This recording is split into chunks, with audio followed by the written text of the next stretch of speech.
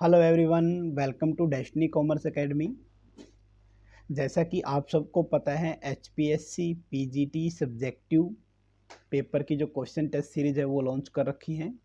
इससे पहले मैनेजमेंट के ऊपर और इंट्रोडक्शन टू बिजनेस, ये यूनिट के नेम है अपने कि जो हम कॉमर्स में पढ़ रहे हैं आपको यूनिट वाइज सारा का सारा कराएंगे। हाँ, रैंडमली कोई भी यूनिट उठा लेंगे तो उसके रिगार्डिंग चलेंगे। अभी जैसे कि डेमो क्लासेस डाल रहे हैं, एक एक दो दो लेक्चर, तो हर यूनिट से एक एक लेक्चर एक आपका डेमो के रूप में दिखा रहे हैं, ताकि अगर जो इनरोल करना चाहते हैं तो वो इसके बेस पे इनरोल कर सकते हैं। तो मैनेजमेंट के ऊपर एक लेक्चर आ चुका है, इंट्रोडक्शन बिजनेस के ऊपर आ चुका है, और आज हम अकाउंटिंग पर, बेसिक अकाउंटिंग जो आपकी फाइनेंशियल अकाउंटिंग है उसके ऊपर रिगार्डिंग एक लेक्चर डाल रहे हैं। इसके अलावा बहुत सारे बच्चों का ये डाउट था कि सर +1 2 तो नो डाउट हम कर भी लेंगे, आप भी करवा रहे हो, साथ के साथ कॉस्ट काउंटिंग टाइप या फिर कोई अलग टॉपिक है उन पे भी ज़रूर डाली। तो ज़रूर आगे आने वाले टाइम में हम उनके ऊपर भी आपको एक एक वीडियो लेके आएंगे। तो अभी डेमो के रिगार्डिंग एक एक दो दो एक एक वीडियो ही हम डाल रहे हैं। ऐसा नहीं है कि भाई यही कंप्लीट हो गया, लाइक इंट्रोडक्शन टू बिजनेस है वो यूनिट ही कंप्लीट हो गया, ऐसा बिल्कुल भी नहीं है। उसके रिगार्डिंग फर्दर बहुत सारी सीरीज चलेगी और हर सीरीज के ऊपर लिखा होगा कि एक कौन सी यूनिट की टेस्ट सीरीज चल रही है। और बहुत सारे बच्चों का बहुत अच्छा रिस्पॉन्स है, हमारी उम्मीद से बढ़कर एडमिशन हो रहे हैं। तो प्लीज़ आप भी थोड़ा कोऑपरेट कीजिएगा, अपने जो नियर डियर है उनको ये पीडीएफ वगैरह है, ये लिंक वगैरह सेंड करके। तो थैंक यू सबसे पहले तो ऑल ऑफ़ यू, आप सबके सहयोग के बिना शायद ये ना हो पाता। दूसरी बात है कि ये हिंदी मीडियम में भी नोट्स है, जैसे कि आप थंबनेल वगैरह पे देख सकते हो, हिंदी और इंग्लिश दोनों में मिल जाएंगे, आपको नोट्स की कोई टेंशन नहीं है। और जब तक एग्ज़ाम नहीं होता कोशिश करेंगे कि तब तक ही इस सीरीज़ को लेके चलेंगे। और इसके अलावा अगर आपका कोई डाउट है तो आप कमेंट कर सकते हैं, अच्छे अच्छे कमेंट भी कीजिएगा। और तो क्या हो सकता है, चल आइए करते हैं स्टार्ट। ठीक है, तो फर्स्ट वन देखिए अपने पास क्या दे रखा है। क्वेश्चन नंबर 1, क्वेश्चन नंबर 1 दिया गया है, do not anticipate A profit but provide for all possible losses.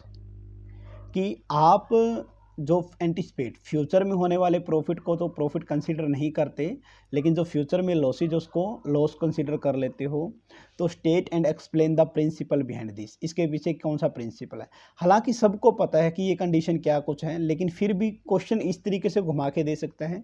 तो हमारा सबसे ज़्यादा मेन फोकस यही है कि ज़्यादा स्ट्रेट फॉरवर्ड क्वेश्चन ना करवा कर थोड़ा सा रेलिवेंट करवाएं, लाइक केस बेस की क्वेश्चन से ही ये पता, मतलब क्वेश्चन से ये पता करने के लिए क्या पूछना चाहता है क्वेश्चन, तो इस टाइप की हम स्टेटमेंट लेके आपके पास क्वेश्चन लेके आते हैं।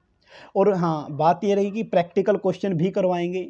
बहुत सारे बच्चों की क्वेरी आई थी कि सर प्रैक्टिकल क्वेश्चन, बिल्कुल नो डाउट प्रैक्टिकल क्वेश्चन भी करवाएंगे और साथ के साथ आपको क्वेश्चन करने भी देंगे, लेकिन वो अभी नहीं, अभी थोड़ा डेमो चल रहा है, एक बार नोटिफिकेशन आ जाए तो उसका मैं सोच रहा हूँ कि अगर उसका फॉर्मेट आ जाएगा ना तो उस फॉर्मेट के अकॉर्डिंग फिर आपको करवा देंगे। दूसरी बात कि अकाउंटिंग से रिलेटेड जो क्वेश्चंस आते हैं वो उसकी लेंथ थोड़ी छोटी होगी। ठीक है, मैंने पहले भी बताया है कि 99% पॉसिबिलिटी जो बनती है वो ये बनती है कि स्पेस, गिवन स्पेस होगा, उसी के अंदर आपको क्वेश्चन लिखना पड़ेगा। ठीक है, ऐसा नहीं कि वैसे ही कोई रैंडमली दे दे। 99% चांसेस यही होती है कि गिवन एक स्पेस होता है, उस उतने ही वर्डों में आपको लिखना पड़ेगा, तो टू द पॉइंट लिखना पड़ेगा। कहीं ये कंक्लूजन है या इंट्रोडक्शन है या फिर कलाकृति अपने को नहीं दिखानी, जो पूछा गया है वही बात करनी है। ठीक है, तो ये क्वेश्चन दिया गया है, तो सबसे पहले तो आपको यही आइडेंटिफाई करना कि इसमें पूछा क्या गया है। डायरेक्ट अगर पूछना चाहे तो डायरेक्ट यही बोल सकता था कि सर कंजर्वेटिज्म कन्वेंशन होती क्या है हमें ये बताइए, लेकिन ऐसा ना देकर क्वेश्चन को घुमा के दे दिया गया है। तो आइए पढ़ते हैं। तो इसने बोला कि the principle behind the above statement is the concept of prudence या कंसेप्ट ऑफ कंजर्वेटिज्म, यानी कि कन्वेंशन भी आप इसको बोल सकते हो, और हिंदी में बोलते हैं जी रूढ़िवादिता, रूढ़िवादिता।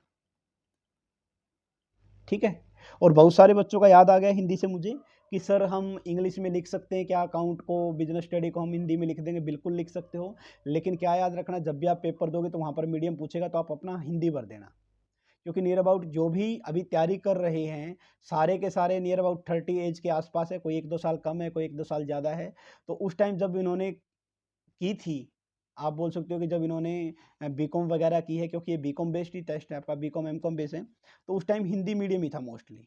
हालांकि अब सभी कॉलेज में स्कूल में लगे हुए हैं तो बच्चों को पढ़ा पढ़ा के इंग्लिश मीडियम तो आता है, इंग्लिश मीडियम में ये नहीं कह रहा कि नहीं आता, लेकिन आप कंफर्ट हो हिंदी मीडियम में, तो कोई ज़रूरी नहीं है कि आप हिंदी मीडियम भी सिलेक्ट करते हो। ऐसा नहीं होगा कि लैंग्वेज के बेस पर एचपीएससी आपसे पर्सनैलिटी करेगा। इट मीन्स है कि आपसे लाइक भेदभाव करेगा कि नहीं हिंदी वाले को हम कम नंबर देंगे, इंग्लिश वाले को ज़्यादा प्रेफर देंगे, ऐसा कुछ भी नहीं होता। पहली बात, लैंग्वेज बेस पे डिस्क्रिमिनेशन कभी नहीं होता। तो आप हिंदी मीडियम सेलेक्ट कर लीजिएगा जिसका हिंदी है, और आप हेडिंग को इंग्लिश में लिख सकते हैं, नो डाउट। अगर कोई अकाउंटिंग से रिलेटेड कोई प्रैक्टिकल क्वेश्चन है उसको इंग्लिश में सोल्व कर सकते हैं, या हिंदी के पेपर में एक दो लाइन अगर आप इंग्लिश लिखना चाहो तो वो भी लिख सकते हैं, पॉसिबिलिटी है। हिंदी वाला इंग्लिश लिख सकता है लेकिन इंग्लिश वाला हिंदी नहीं लिख सकता, ये बात थोड़ा ध्यान रख लेना आपको, ठीक है। तो आइए करते हैं स्टार्ट। क्या कुछ पूछा गया इसमें एक बार।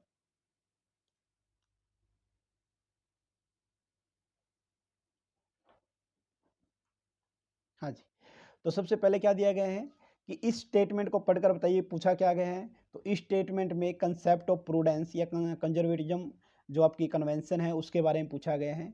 अब कंजर्वेटिज्म रूढ़िवादिता होता क्या है, इसके अंदर क्या कहा जाता है, स्टेट है enterprise profit should not be over stated, कि जो एक इंटरप्राइज का प्रॉफिट है वो ओवर स्टेटेड, ज़्यादा बढ़ा के नहीं दिखाना चाहिए। हैंस रिकॉर्डिंग और द फ्यूचर प्रॉफिट, अगर हम फ्यूचर के प्रॉफिट को कंसीडर कर लेंगे जो अभी तक हुआ नहीं, तो अगर उसको कंसीडर करेंगे तो हमारा प्रॉफिट क्या हो जाएगा, ओवर स्टेटेड होगा, ज़्यादा दिखाएगा सर। लेकिन अगर फ्यूचर के लॉस को कंसीडर करते हैं तो पॉसिबिलिटी है कि अगर रिस्क हो जाए तो हम बच जाएंगे, सेफ जोन की टाइप आप मान लो। तो ये कंसेप्ट और कन्वेंशन में से कन्वेंशन आती है, फोर कन्वेंशन है कंजर्वेटिज्म आपका, ठीक है। तो उसमें से एक दिया गया है कंजर्वेटिज्म। तो इस पूरी स्टेटमेंट का मतलब ये है कि फ्यूचर के लॉस को तो लॉस मान के रिकॉर्ड कर दो और फ्यूचर के प्रॉफिट को प्रॉफिट ना मानो। तो इसके अंदर क्रक्स सिर्फ यही था कि जिसको ये समझ में आ गया वो ये कर भी देगा, ठीक है। नेक्स्ट वन हम आगे बढ़ते हैं।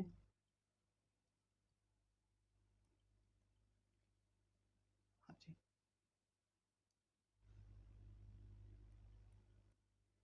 सेकंड क्वेश्चन देखिए, ये रहा आपकी स्क्रीन पर।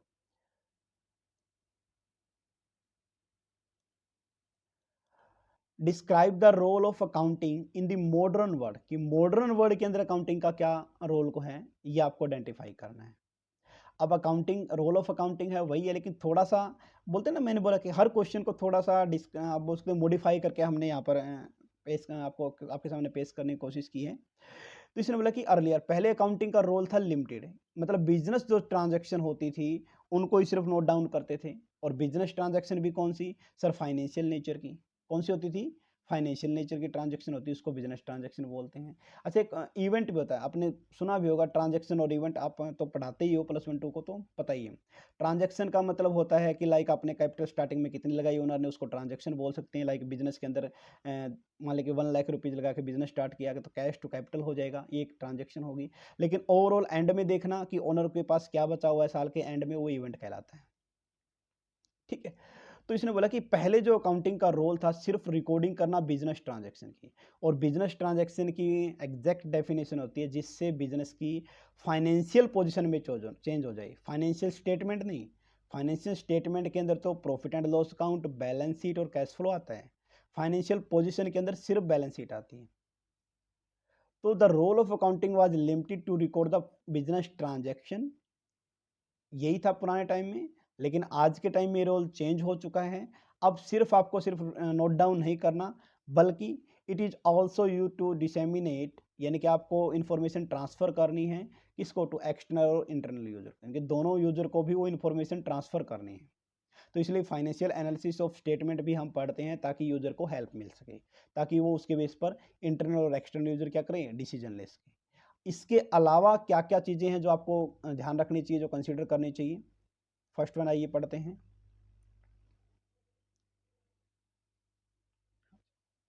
देखिए क्या कुछ दिया गया, number 1 assisting the management, management को हेल्प करता है। रोल ऑफ अकाउंटिंग हम पढ़ रहे हैं, क्या करता है, मैनेजमेंट को हेल्प करता है। मैनेजमेंट को हेल्प क्या करेगा, इस अकाउंटिंग इन्फॉर्मेशन के बेस पे ही मैनेजमेंट क्या करेगी, बजट बनाती है, अपनी रिपोर्ट बनाती है, ताकि वो राइट डिसीजन ले सके, जिससे कि एक बिजनेस लॉन्ग रन के अंदर सर्वाइव कर सके। और सर्वाइव तभी करेगा जब उसके पास प्रॉफिट होगा। Second, information to the end user, end user का मतलब जो उसको यूज करने वाले हैं, वो इंटरनल और एक्सटर्नल यूजर आ जाते हैं, उन तक इंफॉर्मेशन पहुंचाना, ये सबसे ज़्यादा ज़रूरी है, ठीक है। और जो इन्फॉर्मेशन होनी चाहिए, कम्युनिकेशन करना, आपको कम्युनिकेट करना, वो रिलायबल और ऑथेंटिक इन्फॉर्मेशन की सही जानकारी देना। विंडो ड्रेसिंग वगैरह नहीं होना चाहिए। विंडो ड्रेसिंग का मतलब होता है दिखावा करना, जो रिकॉर्ड है उसको कम या ज़्यादा करके दिखाना एक्चुअल के बजाय, क्योंकि यूजर इसी इन्फॉर्मेशन के ऊपर डिपेंड होता है और इसी के बेस पर अपनी स्ट्रेटजी में चेंज करता है। नेक्स्ट बनाता है जी सब्स्टिट्यूट टू द मेमोरी। एक ह्यूमन बीइंग है, आपको पता है लंबे टाइम तक हर चीज़ को, हर बात को याद नहीं रख सकता। सर कहाँ, हम तो एक ही क्वेश्चन 20 बार पढ़ते तब जाके याद होता है। सुबह सुबह पढ़ा करो तो हो जाएगा ये भी याद। तो substitute of memory it means कि एक ह्यूमन बीइंग तो रिकॉर्ड नहीं रख सकता, लेकिन हाँ अकाउंटिंग प्रैक्टिस के थ्रू आप टाइमली बेसिस पर एक्यूरेट जो ट्रांजैक्शन है बिजनेस को उसको रिकॉर्ड कर सकते हैं और उसको एविडेंस के रूप में भी यूज किया जा सकता है अगर आपने सिस्टमेटिक तरीके से रखा हुआ है तो। और लास्ट में आता है जी कंपेरेबिलिटी, यानी कि इसके अंदर आप अकाउंटिंग इंफॉर्मेशन के बेस पर अपनी पास्ट परफॉर्मेंस का प्रेजेंट परफॉर्मेंस से कंपैरिजन कर सकते हो और अपने बिजनेस का जो सिमिलर नेचर की बिजनेस, मान लें कि आपकी टेक्सटाइल की फर्म है तो टेक्सटाइल इंडस्ट्री के अंदर जितनी कैपिटल आपने लगा रखी उतनी किसी अदर फर्म ने लगा रखी है, तो आपस में यानी कि सिमिलर नेचर की जो भी फर्म में होती है आपस में कंपैरिजन कर सकती है और ये जा सकती है कि आप पूरी मार्केट जो शेयर होता है, मान लें कि कोई 100% ये मार्केट शेयर है तो 100% में से आपका पोर्शन कितना है ये भी आइडेंटिफाई हम कर सकते हैं।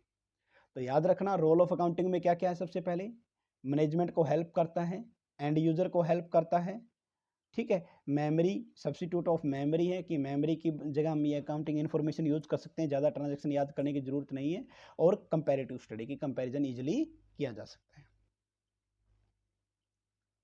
नेक्स्ट वन है अपना फिर question number third. 8 to 10 question करवाएंगे डेली, तो आज में भी 10 ही है। आज छोटे क्वेश्चन है अकाउंटिंग के, क्योंकि अकाउंटिंग में छोटा ही पोर्शन चलता है। फिर आते हैं what is accounting and define it's objective. Accounting क्या होता है sir? It is the process, जहां पर आईएनजी आता है इट मीन्स वो प्रोसेस को डिनोट कर रहा है। किसको डिनोट करता है? प्रोसेस को डिनोट करता है। तो accounting is the process that identify, measure या record the all the business transaction, ठीक है। आइडेंटिफाई करना, मेजर करना, रिकॉर्डिंग करना सभी के सभी बिजनेस ट्रांजैक्शन को, और communicate to the interested user, चाहे वो एक्सटर्नल हो यानी कि विद इन ऑर्गेनाइजेशन हो या outside the organisation. The information is regarding the economic event relating to the organisation. Economic मतलब जो आपके मॉनेटरी फॉर्म में हो सकते हैं, इकोनॉमिक इवेंट के regarding. The following are the objective. कौन कौन से ऑब्जेक्टिव है? मेन ऑब्जेक्टिव करते हैं स्टडी, देखिए फर्स्ट वन देखिए क्या दे रखा है इसके अंदर।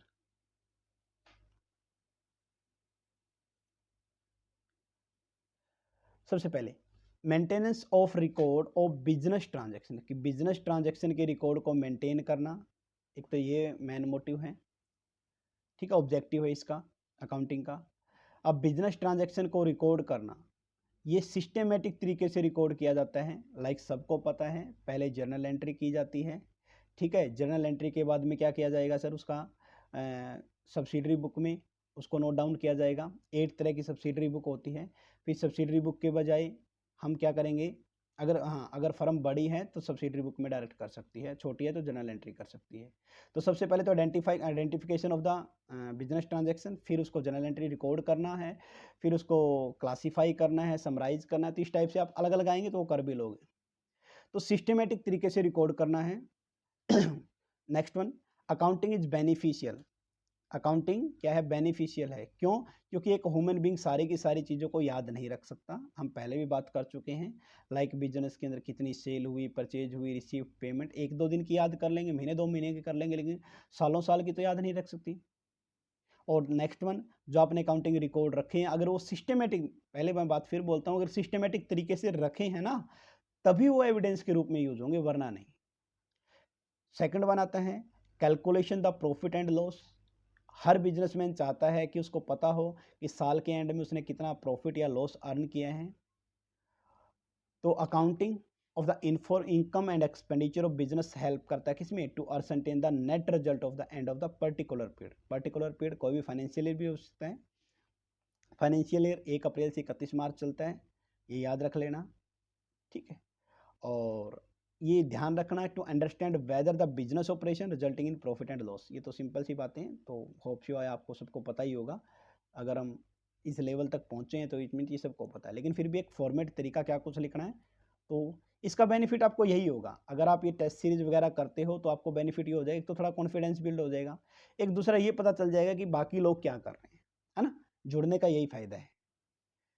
और depiction of the financial position, ये फाइनेंशियल पोजीशन का एक पिक्चर टाइप में है, उसके एक आप बोल सकते हो कि हिंदी में बोलते हैं चित्रण करना, एक पिक्चर के रूप में दिखाता है।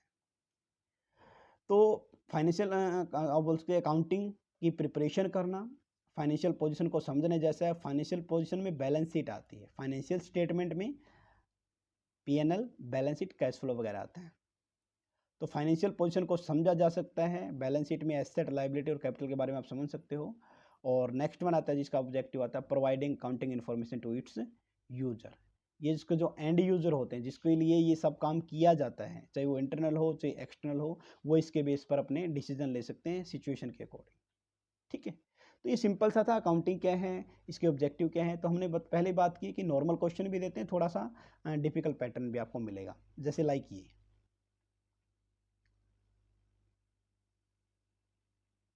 हाँ जी, ठीक है।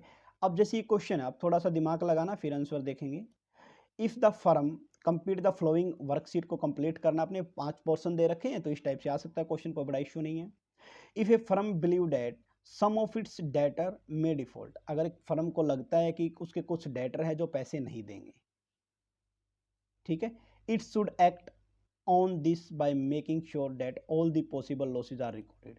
एक फर्म को लगता है कि उसके डेटर जो है वो पैसे नहीं देंगे, इसलिए वो उस लॉस को, पॉसिबल लॉस को आज ही रिकॉर्ड कर रहा है। तो ये किस टाइप का एग्जाम्पल है, बताइए क्या बात।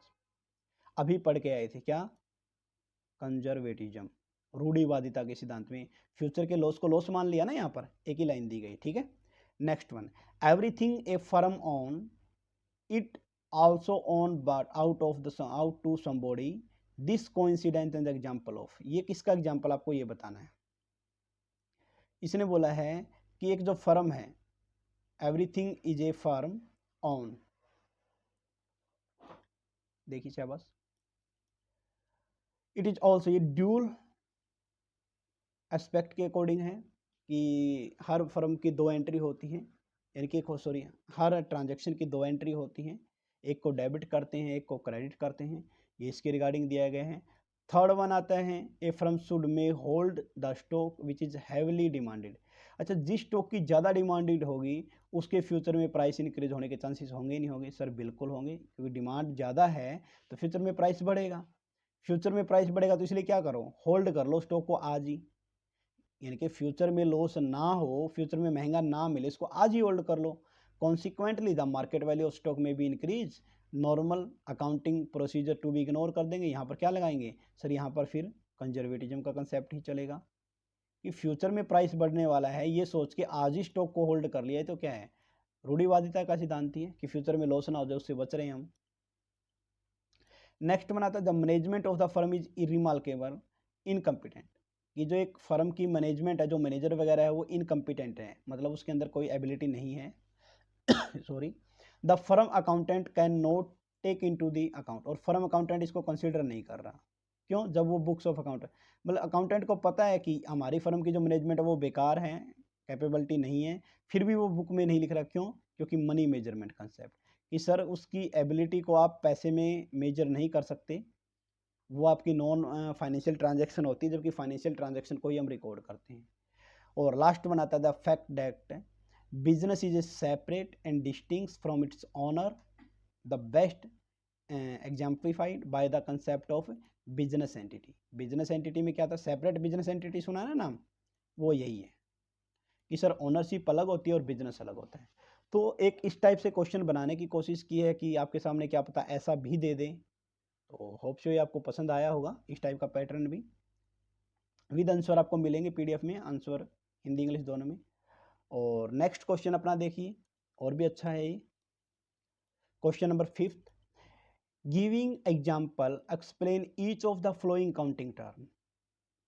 आपको एग्जाम्पल देना इन टर्म का, फिक्स एसेट क्या होती है पहले ये बताओगे फिर एग्जाम्पल दोगे, रिवेन्यू क्या होता है पहले ये बताएंगे फिर एग्जाम्पल, इसी प्रकार एक्सपेंसिस, शॉर्ट टर्म लाइबिलिटी और कैपिटल। वन बाय वन आइए करते हैं सबको।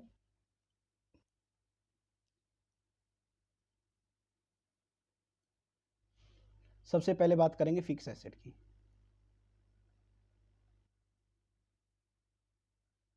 हाँ जी, देखिए fix assets, fix asset are those that are held on the long term, यानी कि वो एसेट्स जो लॉन्ग टर्म के लिए बिजनेस में रखेंगे और उनको दोबारा नहीं बेचेंगे।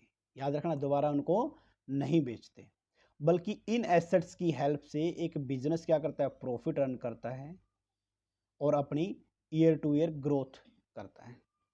एग्जाम्पल क्या क्या, लैंड, बिल्डिंग, मशीनरी। आपको पता है, सबको पता है फिक्स एसेट क्या होती है, लेकिन है ना ये जो लिखे हुए काफ़ी टाइम हो गया तो हमें वो बोलते हैं ना, लिखा हुआ छोड़ा ही बस, सदियां बीत गई कभी पेन कॉपी उठा के कोई लाइन लिखी हो। और एमसीक्यू ने तो इतनी आदत हमारी ख़राब कर दी कि लिखने का तो सवाल ही पैदा नहीं होता। सर देख रहे हैं तब भी अजीब लग रहा है, आप तो लिखने की बात कर रहे हो, है ना। तो इट मीन्स ये जो वर्डिंग है ये आप थोड़ा ट्राई कीजिएगा लिख के, हम आपको दूंगा क्वेश्चन का, ऐसा बात नहीं है कि आपसे क्वेश्चन भी करवाऊंगा और फिर चेक भी किया करेंगे कि आपसे टेस्ट वगैरह लेंगे, तो थोड़ा सा एक बार नोटिफिकेशन वगैरह आ जाए, थोड़ा मोटिवेशन मिल जाए कि हाँ पेपर आने वाला पास, तो बिल्कुल लगा देंगे जी जान, चट्टानों से टकरा जाएंगे, है ना। तो इस टाइप से कुछ करेंगे मोटिवेटेड, चिंता ना करो। नेक्स्ट बनाता है फिर अपना रिवेन्यू के रिगार्डिंग। क्या दिया गया है, रिवेन्यू क्या होता है, inflow of cash resulting from business normal day to day activity, यानी कि normal day to day, like आपने कोई सेल गुड्स सेल कर दी तो उसके रिगार्डिंग जो प्रॉफिट कम जो आपको मिला है उसको क्या बोलते हैं, revenue. Revenue equal to sale, जो आपने जितनी सेल करो उतना रिवेन्यू आ जाएगा। एग्जाम्पल रिवेन्यू का, like sale of goods and service, commission received, ठीक है। तो sale of goods and service, commission received, तो यहाँ पर आप रिवेन्यू याद कीजिएगा, सेल आ जाएगा, गुड्स और सर्विस, कमीशन मिला हो वो आ जाएगा, रॉयल्टी, इंटरेस्ट रिसीव्ड वगैरह सब कुछ ये रिवेन्यू नेचर में आ जाएगा। एक्सपेंसेस क्या होते हैं, सर जो डे टू डे एक्टिविटी के लिए जो खर्चा करना पड़ता है उसको एक्सपेंसेस बोलते हैं, बिल्कुल सही बात है, लेकिन लिखोगे कैसे, the cost that are incurred during the process of earning revenue, ये याद रख लेना कि जो कॉस्ट आपको रिवेन्यू अर्न करने के लिए बियर करनी पड़ती है उसको एक्सपेंसेस बोलते हैं। लाइक ये क्या करता है, it help in maintaining the profitability of the business enterprise.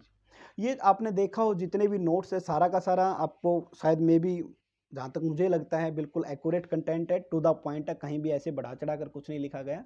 तो आपको ने ये एग्जैक्ट जो एक एक दो दो लाइन, जैसे इसमें एक्सपेंसेस में क्या याद रखोगे, सर रिवेन्यू अर्न करने की प्रोसेस के दौरान जो खर्चा किया जाता है उसको एक्सपेंस बोलते हैं, ठीक है। और ये प्रॉफिटेबिलिटी को बनाए रखने में हेल्प करते हैं। तो यही एक एक दो दो पॉइंट है जो याद करने हैं। अब जिसको नहीं पता वो तो एक्सपेंसेस के बारे में कुछ भी लिख देगा, ज्ञान तो बहुत हर किसी के पास आजकल। तो एग्जैक्ट लिखोगे तभी नंबर मिलेंगे और तभी आप इंटरव्यू के लिए बुलाए जाओगे। Example, rent paid, salary, wage paid, depreciation, interest on loan, like that, और भी बहुत सारे हो सकते हैं, ठीक है। तो यहाँ पर इसमें सिर्फ एक ही चीज़ नोटिस करनी है आपको कि सर हमें एग्जैक्ट लिखना है, जो बुक में बोला गया है वो लिखना है। अपना बना के तो लिख सकते हैं, कोई भी लिख सकता है, इतने सालों से आप टीच कर रहे हो तो नो डाउट आपको तो ज्ञान ज़्यादा ही है, तो लिख तो सकते हो, लेकिन टू द पॉइंट लिखना भी सबसे ज़्यादा जरूरी हो जाता है। शॉर्ट टर्म लाइबिलिटी के बारे में बात करते हैं। Liability that are paid by the enterprise, कौन, एंटरप्राइज यानी कि फर्म पे करेगी, विद इन अ ईयर, एक ही साल के अंदर जो आपको पेमेंट वापस करनी उसको लाइबिलिटी बोलते हैं, short term liability. Like creditor की पेमेंट करनी, आउटस्टैंडिंग वेजेस की पेमेंट करनी, और बैंक ओवरड्राफ्ट है या शॉर्ट टर्म लोन वगैरह है तो उसके रिगार्डिंग। और लास्ट बनाता है जी अपना कैपिटल के रिगार्डिंग। ये अपना क्वेश्चन क्या था बताओ, शाबाश सर, क्वेश्चन में पूछा गया था कि ये एक्सप्लेन कीजिएगा टर्म और इसके बाद इनके एग्जाम्पल दें। एग्जाम्पल तो हमने दे दिए। Capital is the sum of amount business owner invest करता है। अब कैपिटल कैश की फॉर्म में भी हो सकती है, एसेट की फॉर्म में भी लेके आ सकता है, ठीक है। The capital of business liability, capital क्या है, बिजनेस के लिए एक लाइबिलिटी है, इसलिए इसको अलग दिखाया जाता है, लाइबिलिटी साइड शो किया जाता है बैलेंस शीट में, और एग्जाम्पल इसका कैश एंड एसेट्स हो जाएगा, ठीक है। तो ये था अपना एक क्वेश्चन, होप सो आपको पता चल गया होगा क्या कुछ इसमें पूछा गया था। और नेक्स्ट बनाता है जी अपना फिर, हाँ जी, क्वेश्चन नंबर 6 के regarding. accounting concept and accounting standard are generally refer to the essence of financial accounting। ये फाइनेंशियल अकाउंटिंग का सेंस मतलब सार, हिंदी में बोलते हैं सेंस को सार, क्रक्स बोल लो आप या समरी बोल लो, ठीक है। तो इसके ऊपर अपने कमेंट दीजिए। तो इस टाइप के क्वेश्चन आने के चांसेस ज़्यादा हैं, जहाँ पर कुछ न कुछ ऐसा है कि बच्चों को थोड़ा डाइवर्ट किया जाए। हाँ, अगर आपने तैयारी कर रखी फिर तो कोई दिक्कत ही नहीं है। प्रॉब्लम तो उनको है ना जो ये करते हैं, हाँ जी हम कर लेंगे कोई बात नहीं, लिख के ही आना है, लिख के तो आना है, लेकिन कंपटीशन तो है तो आपको करना चाहिए। और जिसका ये टेस्ट क्वालिफाइड हो गया, अच्छे खासे नंबर आ गए, इंटरव्यू में तो जरूरत ही नहीं है, ठीक है। 87% वेटेज जुड़ेगी, आप मायने रखता है। जो लिस्ट जाएगी कितने पे जाएगी, 70+ पे जा सकती है जनरल कैटेगरी की मैक्सिमम, इसके रिगार्डिंग बता रहा हूँ, इससे ज़्यादा जाने से रही। तो ये 70% अगर लिस्ट जा सकती है तो 87 इसकी वेटेज है, तो आप कितना भी ले सकते हो। यानी कि अगर आपने इसी पेपर में टॉप कर दिया तो आप तो इंटरव्यू के लिए कोई ज़रूरत ही नहीं है। तो पढ़ते हैं next, the process of financial accounting revolve अराउंडिंग the, financial accounting की प्रोसेस किसके ऊपर डिपेंड करती है सर, फाइनेंशियल ट्रांजैक्शन को रिकॉर्ड करना, उनको क्लासीफाई करना जो एंटरप्राइज यानी कि बिजनेस से रिलेटेड है, और फिर बाद में उनको प्रेजेंट करना, ठीक है।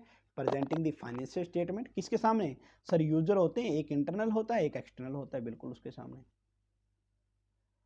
तो आप है ना इन क्वेश्चंस की पीडीएफ तो आपके पास है ही, तो इसकी प्रैक्टिस भी कीजिएगा, ऐसा क्वेश्चन देख के फिर सोचना उसके अंदर क्या कुछ हो सकता है, और लिखने की भी ट्राई करना, ठीक है।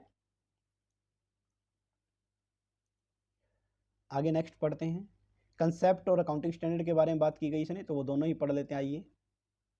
तो सबसे पहले बात की गई concept, concept such as conservatism, money measurement concept, money measurement, और इसके बाद आता है कंसिस्टेंसी। यहाँ पर कन्वेंशन है वैसे तो कंजर्वेटिज्म वाला, लेकिन इसने मिक्सअप कर रखा है, वैसे ही डाल रखा है। तो मनी मेजरमेंट कंसेप्ट होता है और कंसिस्टेंसी कंसेप्ट होता है। यानी कि इसने बोला देखो, एक जो कंसेप्ट वगैरह होते हैं ये एक अकाउंटेंट को बहुत सारे तरीके देते हैं।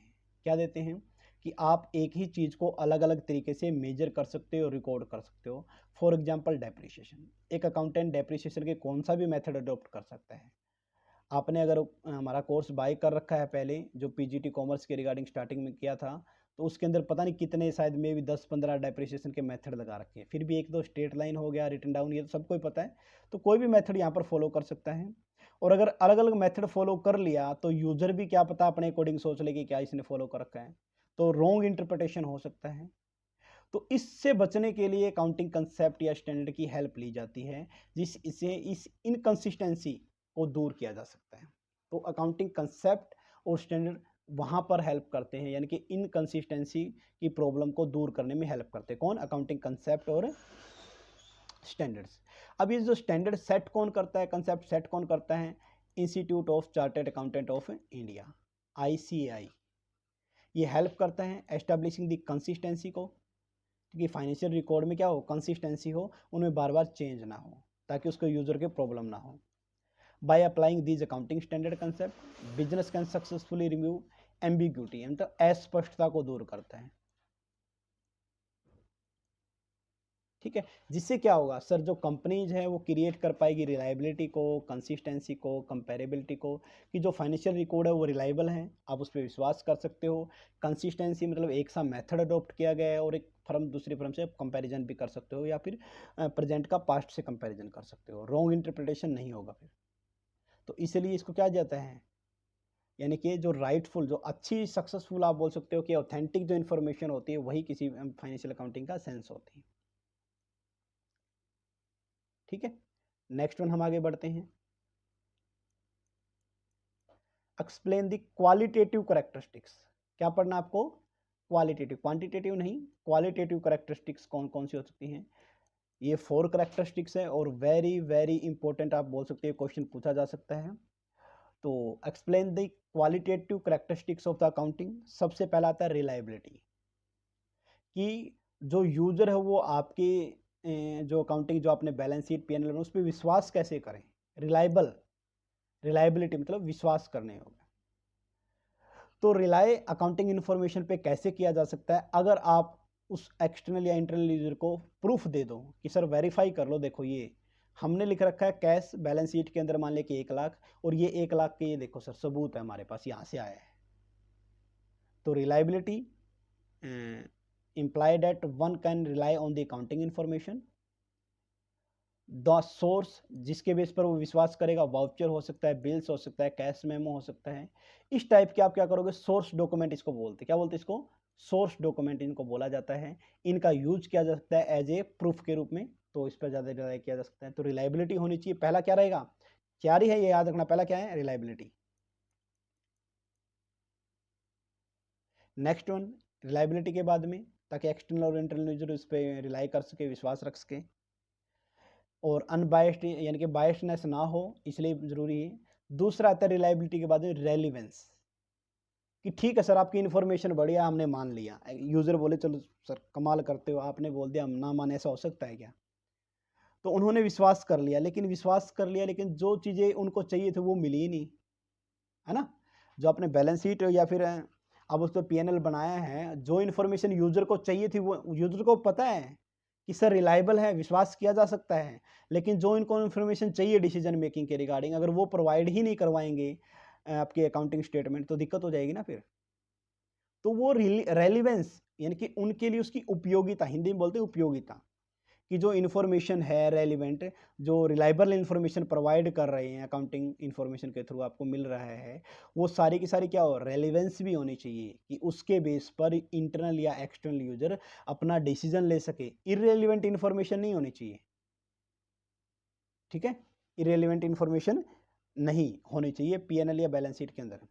थर्ड वन आता है जी अंडरस्टैंडेबिलिटी, कि अकाउंटिंग इन्फॉर्मेशन इस तरीके से होनी चाहिए कि उसके यूज़र उसको ईजिली समझ पाए, उसको इंटरप्रेट कर पाए, उसकी व्याख्या कर पाए, और उसके बेस पर कोई ना कोई डिसीजन ले पाए।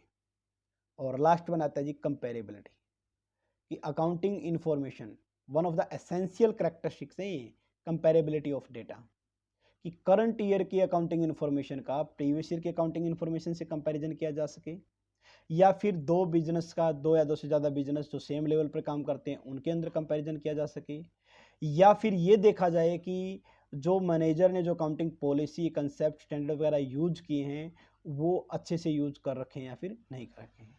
तो क्या करता है कंपेरेबिलिटी में? It help in understanding the impact of various policy and plan, या फिर प्रोजेक्टिंग बिजनेस की ग्रोथ क्या है उससे आप मेजर कर सकते हो। ठीक है, तो कौन कौन सा था बताना Shahbaz? Qualitative information, reliability number 1, relevancy number 2, understandability number 3, और कंपेरेबिलिटी नंबर 4। रिलायबिलिटी मतलब विश्वास किया जा सकती है, रेलिवेंस उपयोगिता, अंडरस्टैंडिंग समझ में आनी चाहिए, कंपेरेबिलिटी तुलना कर सकते हैं। ठीक है, ये मिल जाएंगे आपको सारे हिंदी में भी, तो नो डाउट, को टेंशन नहीं लेनी है। फिर भी अगर आपको कोई लगता है ना, कोई आपके अंदर मन में आता ख्याल है ना, कभी कभी आपके मन में कोई ख्याल आ जाए, तो आप कमेंट कर सकते हैं, पूछ सकते हैं, रिप्लाई करेंगे नो डाउट। और फिर आता है जी अपने पास next one, what is the matching concept, why should a business concern follow this concept? क्यों, एक ये क्वेश्चन यहाँ से स्टार्ट होता है। मैचिंग कंसेप्ट तो सारे बता देंगे, अब ये क्यों फॉलो किया जाता है उसके रिगार्डिंग सबसे ज़्यादा जरूरी है। तो matching concept say that expenses paid in a particular accounting period, कि जो एक अकाउंटिंग पीरियड में एक्सपेंसेस आपने किए हैं वो मैच करो उसी पीरियड के अंदर जो आपने रिवेन्यू कमाया है, यानी कि एक्सपेंसेस का रिवेन्यू से मैच करना जरूरी है। हाँ, जरूरी नहीं है कि एक्सपेंसेस पे किए हो ना, कि अगर आउटस्टैंडिंग है तो उसमें पीएनएल में जोड़ देते हैं, एडवांस है तो लेस कर देते हैं। इसी तरह रिवेन्यू अर्न हुआ हो या ना हुआ हो लेकिन लिखो, यानी कि 12 महीने के एक्सपेंस, 12 महीने की इनकम लिखनी चाहिए, ना तो कम ना ज़्यादा। और क्यों जरूरी है? सबसे पहले matching concept help so business enterprise exact financial position, ताकि एग्जैक्ट बैलेंस शीट के बारे में बता सके मैचिंग कंसेप्ट के थ्रू। दूसरा, ये मैच करता है रिवेन्यू का एक्सपेंस के साथ, ना ही तो एक्सपेंस ज़्यादा होने चाहिए, कम होने चाहिए, ना ही रिवेन्यू यानी कि ओवरस्टेटेड या अंडरस्टेटेड की कंडीशन नहीं होनी चाहिए। ठीक है, ये इसमें ध्यान रखना है। नेक्स्ट वन फिर अपना आता है जी इसके बाद, it also ensure transaction occurring in one accounting period it realise in the another account में। हो सकता है कि एक ट्रांजैक्शन की हो अपने 2013-14 सेशन में, लेकिन पैसा मिला हो 14-15 में, तो उसको भी रिकॉग्नाइज यहाँ पर किया जाता है। उसको भी ध्यान में कि अकर के टाइम पैसा मिला, उस टाइम नहीं, जिस टाइम उदय हुई, जिस टाइम वो खर्चा हो उसी साल माना जाएगा। और फिर अपना पास सेकंड लास्ट क्वेश्चन आज का है जी, definition, define the branches of accounting. Accounting की कौन कौन सी ब्रांचेज है? वैसे तो बहुत सारी हैं, लेकिन 3 ब्रांच मेन है अपनी। देखिए जी, कौन कौन सी है 3 ब्रांचेज। फर्स्ट वन, पहला आता है जी फाइनेंशियल अकाउंटिंग, दूसरा आता है कॉस्ट अकाउंटिंग, तीसरा आता है मैनेजमेंट अकाउंटिंग। ये तीनों ही हम पढ़ते हैं +1 में, +2 में, बीकॉम में और एमकॉम में, 3 ही पढ़ते हो आप, ठीक है। तो कौन कौन से, वैसे टैक्स अकाउंटिंग भी आ जाएगा, लेकिन फिलहाल यही 3 ही पढ़ने हैं आप। तो financial accounting is concern with, अभी ये जो पढ़ रहे हैं, जो यूनिट हम मैं करवा रहा हूँ ना आपको, वह फाइनेंसिंग की करवा रहा हूँ, कॉस्ट की बाद में करवाऊंगा, ठीक है। तो financial accounting is concern with the recording, classifying, summarising the financial activity या ट्रांजैक्शन को, जो एक बिजनेस इंटरप्राइज से रिलेटेड है। तो रिकॉर्डिंग, क्लासीफाइंग, समराइजिंग एक सिस्टमेटिक वे है, ऐसा ही रहेगा ये, ठीक है। और इसका अल्टीमेट फोकस क्या है सर, एक पर्टिकुलर पीरियड के दौरान कितना प्रॉफिट कमाया, कितना बैलेंस, कितनी एसेट है, कितनी कैपिटल है, कितनी लायबिलिटी, ये फाइंड आउट करना। तो फाइनेंशियल स्टेटमेंट एक वाइडर टर्म है, इसके अंदर profit and loss, balance sheet और स्टेटमेंट ऑफ कैश फ्लो, यहाँ पर लिख सकते हो आप कैश फ्लो स्टेटमेंट, ये और इंक्लूड होती है आपकी फाइनेंशियल स्टेटमेंट के अंदर, ठीक है। एक वो इक्विटी ओनर की भी इंक्लूड करते हैं, वो आगे आएगा तो आगे करवा दूँ, कोई बड़ा इश्यू नहीं। फिर आता है जी कॉस्ट अकाउंटिंग, क्या था नेक्स्ट वन अपना, कॉस्ट अकाउंटिंग के रिगार्डिंग।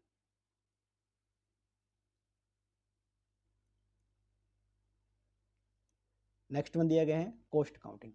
कॉस्ट अकाउंटिंग का मतलब होता है कोई भी जब गुड्स आप प्रोड्यूस करते हो या सर्विस रेंडर करते हो, तो उस टाइम जो भी कॉस्ट होती है उसको रिकॉर्ड करना, ठीक है, उसको कैलकुलेट करने का काम कॉस्ट अकाउंटिंग में किया जाता है। इसमें किया जाता है, कॉस्ट अकाउंटिंग में ये किया जाता है। देखिए, तो इसके अंदर कॉस्ट को बाइफरकेट किया जाता है फिक्स कॉस्ट में और वेरिएबल कॉस्ट में। फिर आता है जी मैनेजमेंट अकाउंटिंग।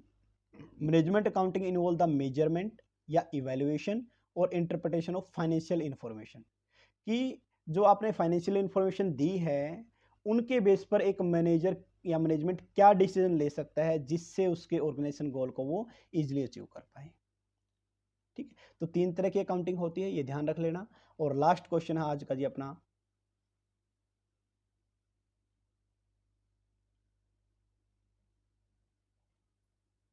हाँ जी, लास्ट क्वेश्चन क्या है अपना आज का, why it is necessary for the accountant to assume that business entity will remain a going concern concept. तो यहाँ पर गोइंग कंसर्न कंसेप्ट पूछा है, लेकिन ये ताम जाम है ना, ये लगा के फिर पूछा है।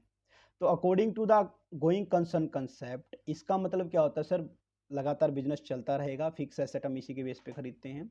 The business entity will be continue, its operation is reasonable long period, यानी कि बिजनेस लंबे टाइम तक चलता रहेगा। नियर फ्यूचर, फोर्सेबल का मतलब होता है निकट भविष्य में उसकी लिक्विडिटी, यानी कि बिजनेस के बंद होने के कोई चांसेस नहीं है। बिजनेस के अंदर सॉरी, गोइंग कंसर्न कंसेप्ट ही हेल्प करता है, डिवाइड करता है एक्सपेंडिचर को, कि रिवेन्यू नेचर के और कैपिटल नेचर के। विद एन एग्जाम्पल आप इसको समझोगे तो वो बोलते हैं ना क्रिस्टल क्लियर हो जाएगा, आपको बिल्कुल साफ सुथरा दिखने लग जाएगा। देखिए क्या कुछ है, एक्सपेंस क्या दिया गया है, सपोज द बिजनेस इंटरप्राइज ने एक पीस ऑफ मशीन, एक मशीनरी का टुकड़ा खरीदा, एक मशीनरी खरीदी है कपड़े बनाने के लिए 50,000 रुपये की, और 5 साल वो मशीन चलेगी जी। अब 50,000 रुपये एक साथ लगा दिए और इसका बेनिफिट लंबे टाइम तक मिलेगा, इसलिए क्या हो गया कैपिटल एक्सपेंडिचर। तो 50,000 क्या हो गए सर, अपने कैपिटल एक्सपेंडिचर, ठीक है, पूंजीगत खर्चे हो गए। अब जो डेप्रिसिएशन 5 साल 50,000 रुपये लगाए और 5 साल तक काम करेंगे, तो 10,000 रुपये हर साल डेप्रिसिएशन लग जाएगा ना। तो जो 10,000 रुपये हैं ये रिवेन्यू नेचर का हो जाएगा, पर ईयर इतना आप मतलब एक मशीन से कमा लोगे, और उसका खर्चा आ जाएगा, आप कुछ भी मान लो चाहिए, ठीक है ना। तो ये क्या कहलाता है आपका रिवेन्यू एक्सपेंडिचर। तो ये था जी आज का अपना पूरा का पूरा लेक्चर। होप शो ये आपको बहुत अच्छा लगा होगा। फिर भी अगर आपको कोई सजेशन वगैरह देना चाहते हो तो आप दे सकते हैं, तो आपका स्वागत है हमेशा ही। और सबसे एक ही रिक्वेस्ट है, प्लीज़ जितना हो सके इसको शेयर कीजिएगा। और लो जी स्माइल भी बना दिया आप लोगों के लिए।